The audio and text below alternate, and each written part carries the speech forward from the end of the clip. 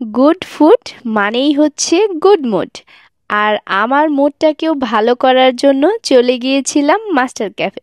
Hello everyone, আসসালামু আলাইকুম। কি অবস্থা সবার? কেমন আছেন সবাই? আশা করছি সবাই অনেক ভালো আছেন।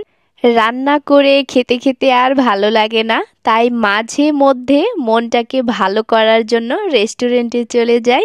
সব সময় তো দেখা যায় যে দূরে দূরে রেস্টুরেন্টে গিয়েই খাই, তবে এইবার কিন্তু আমি একদম কাছে, মানে আমি যেখানে থাকি সেখানকার মাস্টার ক্যাফে চলে আসছি।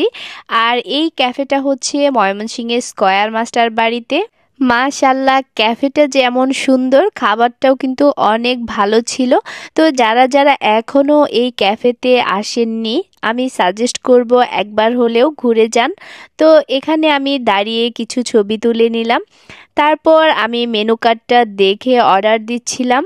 এখান থেকে আমরা বিফ বিরিয়ানি আর ফ্রাইড রাইসের একটা কম্বো নিয়েছিলাম। হাতে সময় কম থাকার কারণে খাবারটা বসে বসে খেতে পারিনি, তাই আমরা শুধু অর্ডারটা করেই দিয়েছি, কারণ আমার আরেকটা জায়গায় যেতে হবে। তারপর খাবারের বিলটা পে করে আমি চলে আসলাম স্বপ্নতে, কারণ স্বপ্নতে আমার কিছু কেনাকাটার প্রয়োজন ছিল। স্বপ্নতে মূলত আমি আসছি কিছু পোলাওয়ের চাল কেনার জন্য। কিছুদিন তো এই পোলাওটা নিয়ে খুবই ট্রেন্ডিং চলছিল, সবাই পোলাওটাকে প্লাও বলছিল মজা করে। তো যাই হোক, সেদিকে না যাই, এখান থেকে আমি দুটা পোলাওয়ের চাল নিয়ে নিলাম। আপনারা এখন বলতে পারেন যে পোলাওয়ের চাল তো আপনি আপনার দোকানেই বিক্রি করেন, তাহলে এখানে নিতে আসছেন কেন?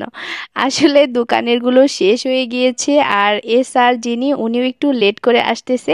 যেহেতু আমার এখনই খেতে মন চেয়েছে, তাই আমি আজকেই চলে গিয়েছিলাম আনার জন্য। শুধু চিনি না, এখান থেকে আমি প্যাকেটের মসুর ডালটাও নিয়ে নিলাম। প্যাকেটের এই ডালটা কিন্তু আমার কাছে ভালোই লাগে, যদিও ডাল আমি তেমন পছন্দ করি না, তবে মাঝে মধ্যে যখন খাই প্যাকেটেরটাই খাওয়ার চেষ্টা করি। প্যাকেটের এই ডালটা কিন্তু খুবই তাড়াতাড়ি সিদ্ধ হয়, প্লাস টেস্টটাও একটু অন্যরকম, যার কারণে আমি সবসময় এটাই নেওয়ার চেষ্টা করি। তো আমি ঘুরে ঘুরে আরও দেখছিলাম এখান থেকে কি কি নেওয়া যায়। এখানে আরও যা যা আছে মোটামুটি অনেক কিছুই আমার দোকানেও আছে, তাই যার কারণে আর অন্য কিছুই নেওয়া হয়নি।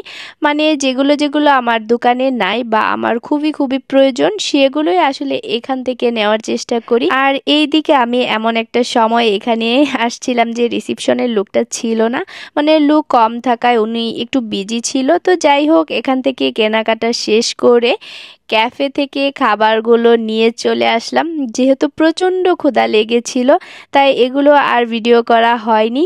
এসেই দেখেন কেমন খেতে বসে পড়েছি। তো আমার কাছে বিফ বিরিয়ানির থেকে ফ্রাইড রাইসটা মোটামুটি অনেক ভালো লেগেছে।